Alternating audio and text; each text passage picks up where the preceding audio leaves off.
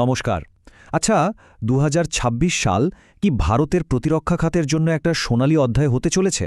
মানে ভূরাজনীতির খেলাটা এখন এমনভাবে ঘুরে গেছে যে দেশগুলো একসময় ভারতকে প্রযুক্তি দিতে হাজারবার ভাবত, তারাই এখন ভারতের দরজায় লাইন দিয়ে দাঁড়িয়ে আছে।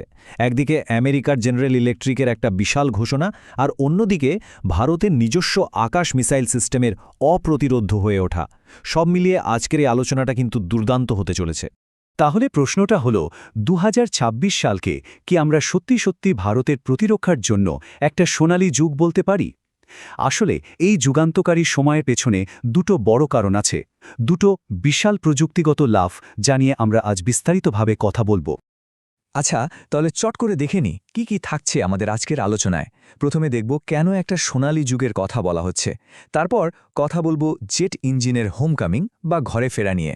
এর থেকে ভারতের কৌশলগত লাভটা কি, শত্রুর ঝাঁকের মতো আক্রমণ মোকাবিলার নতুন উপায়, আর কিভাবে ভারত ক্রেতা থেকে বিক্রেতা হয়ে উঠছে। সবশেষে ভবিষ্যতের দিকেও একবার নজর রাখব।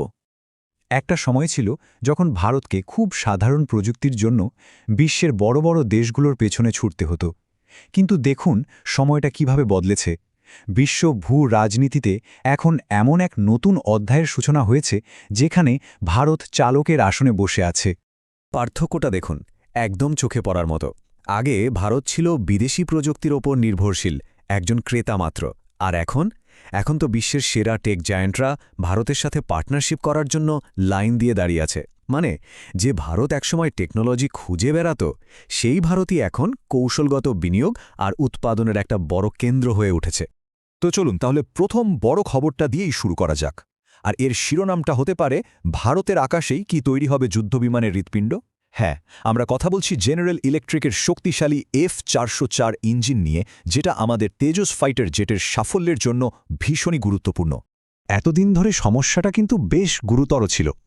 আমাদের তেজস মার্ক 1 ফাইটার জেটের ইঞ্জিনে যদি কোনো বড়সড় সমস্যা হতো, তাহলে সেটাকে সারানোর জন্য ৭ সমুদ্র ১৩ নদী পার করে সোজা আমেরিকায় পাঠাতে হতো। ভাবুন একবার, এটা যে শুধু সময় সাপেক্ষ ছিল তাই নয়, কৌশলগতভাবেও ভারতের জন্য একটা বড় দুর্বলতার জায়গা ছিল। আর এই সমস্যার সমাধানটা লুকিয়ে আছে ৩টে শব্দে: এমআরও সেন্টার। সহজ কথায় বললে এর পুরো মানে হল মেইনটেনেন্স, রিপেয়ার অ্যান্ড ওভারহল। এটা এমন একটা অত্যাধুনিক জায়গা যেখানে ফাইটার জেটের ইঞ্জিনের মতো জটিল যন্ত্রপাতির একদম চুলচেরা বিশ্লেষণ করা হয়। প্রত্যেকটা নাট বল্টু থেকে শুরু করে ভেতরের জটিল ওয়ারিং সব কিছু এখানে পরীক্ষা করে একদম নিখুঁতভাবে সারিয়ে তোলা হয়। আর সমাধানটা এক কথায় যুগান্তকারী। ভাবুন একবার, খোদ জেনারেল ইলেকট্রিক আমেরিকার কোম্পানি ভারতে এসে তাদের F-404 ইঞ্জিনের জন্য একটা পুরো এমআরও সেন্টার খুলছে। এর মানে হলো আমাদের তেজসের ইঞ্জিন সারানোর জন্য আর বিদেশে পাঠানোর কোনো দরকারই পড়বে না। এটা ভারতের জন্য একটা বিরাট বড় কৌশলগত জয়। এর ফলে ভারতের লাভটা ঠিক কোথায়? দেখুন, এই এমআরও কেন্দ্রটা শুধু একটা সুবিধার ব্যাপার নয়, এর চেয়েও অনেক বেশি কিছু। এর অর্থনৈতিক আর ভূ রাজনৈতিক প্রভাব কিন্তু অনেক সুদূর প্রসারী হতে চলেছে। ব্যাপারটা কতটা বড় সেটা বুঝতে এই সংখ্যাটা দেখুন। ভারত ইতিমধ্যে জেনারেল ইলেকট্রিকের কাছ থেকে ২০০রও বেশি ইঞ্জিন অর্ডার করে ফেলেছে। এতগুলো ইঞ্জিনের রক্ষণাবেক্ষণ করা কিন্তু আমেরিকার জন্য একটা বিশাল ব্যবসার সুযোগ, আর সেজন্যই তারা ভারতের মাটিতে এই কেন্দ্র খুলতে এত আগ্রহী। ভারতের লাভটা কিন্তু অনেক দিক থেকে। প্রথমত তো অনেক টাকা বাঁচবে।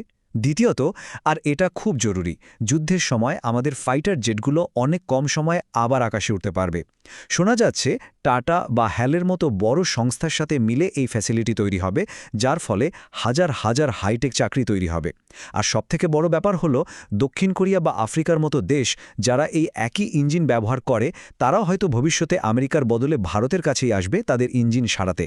এটা ভারতকে বিশ্বমঞ্চে একটা বড় সার্ভিস প্রোভাইডার হিসেবে প্রতিষ্ঠা করবে। বেশ, এবার আসা যাক দ্বিতীয় বড় চমকটার দিকে। এর নাম দেওয়া যেতে পারে আকাশ নেক্সট জেনারেশন, শত্রুর ভিড় সামলানোর মাস্টার ক্লাস। কারণ আধুনিক যুদ্ধের ধরন বদলেছে, হুমকিও বদলেছে, আর তার জন্য ভারতেরও দরকার একটা নতুন অপ্রতিরোধ্য ঢাল। শত্রুরা আজকাল একটা নতুন আর খুব ভয়ঙ্কর চাল চালছে, যেটাকে বলে স্যাচুরেশন স্ট্রাইক। এর মানে হলো একসঙ্গে ঝাঁকে ঝাঁকে ড্রোন আর মিসাইল পাঠিয়ে আমাদের ডিফেন্স সিস্টেমকে পুরোপুরি বিভ্রান্ত করে দেওয়া। কিন্তু ভারতের ডিআরডিও এবার এমন একটা চাল দিয়েছে যা শত্রুপক্ষের রাতের ঘুম কেড়ে নেয়ার জন্য যথেষ্ট। আর ভারতের কাছে এর মুখ্যম জবাবটা কি? জবাবটা হল আকাশ নেক্সট জেনারেশন বা আকাশ এনজি মিসাইল সিস্টেম। এটা স্যাচুরেশন স্ট্রাইকের মতো জটিল আক্রমণ মোকাবেলার জন্য তৈরি করা একটা মাস্টার স্ট্রোক। এই আকাশ এনজি কিন্তু আগের চেয়ে অনেক বেশি স্মার্ট। এর নতুন ডুয়েল পালস সলিড মোটর মিসাইলটাকে 50 কিলোমিটারেরও বেশি দূরে চোখের পলকে পৌঁছে দেয়। আর এর স্পিড ম্যাক 2.5-এরও বেশি, মানে শব্দের বেগের 2.5 গুণেরও বেশি গতি। তবে সবচেয়ে বড় চমক হল এর রাডার সিস্টেম। এটা একসঙ্গে 100টারও বেশি টার্গেট ট্র্যাক করতে পারে, 100টা, আর তার মধ্যে থেকে 10টা আলাদা আলাদা লক্ষ্যবস্তুকে এক মুহূর্তে ধ্বংস করে দিতে পারে। আর এই আকাশ এনজি সিস্টেমের সবচেয়ে বড় ব্যাপারটা কি জানেন? এটা শুধু একটা মিসাইল সিস্টেম না, এটা বিশ্বে ভারতের ভূমিকাটাই নতুন করে ঠিক করে দিচ্ছে। ভারত এখন আর শুধু অস্ত্রের ক্রেতা নয়, বিক্রেতা হওয়ার পথেও খুব দ্রুত এগিয়ে চলেছে।